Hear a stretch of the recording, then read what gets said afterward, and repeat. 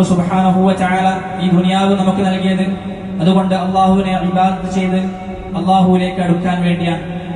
അല്ലാതെ ചില ആളുകളെങ്കിലും ചെയ്യുന്നത് പോലെ അവരുടെ സംസാരം മുഴുവനും ദുനിയാവാണ്, എപ്പോഴും ദുനിയാവാണ്, ദുനിയാവിനെ കുറിച്ച് മാത്രമുള്ള സംസാരം, ജീവിതം, അള്ളാഹുവിനെ മറന്നുകൊണ്ട് ദുനിയാവിൽ വല്ല പ്രയാസവും ഉണ്ടായാൽ 5 വക്ത് നമസ്കാരം പോലും ഉപേക്ഷിക്കുന്ന ഒരവസ്ഥ, ഈ ഒരു അവസ്ഥ സത്യവിശ്വാസികളായ നമ്മെ സംബന്ധിച്ചിടത്തോളം ഒരിക്കലും ഉണ്ടാകാൻ പാടില്ല.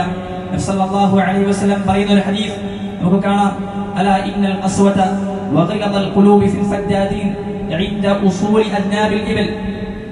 ഹൃദയ കാഠിന്യം അത് എവിടെയാണ് ഉണ്ടാവുക എന്ന് നബി സല്ലല്ലാഹു അലൈഹി വസല്ലം പറയുകയാണ്, ഫിൽ ഫദ്ദാദീന ഇൻദ ഉസൂലി അദ്നാബിൽ ഇബൽ.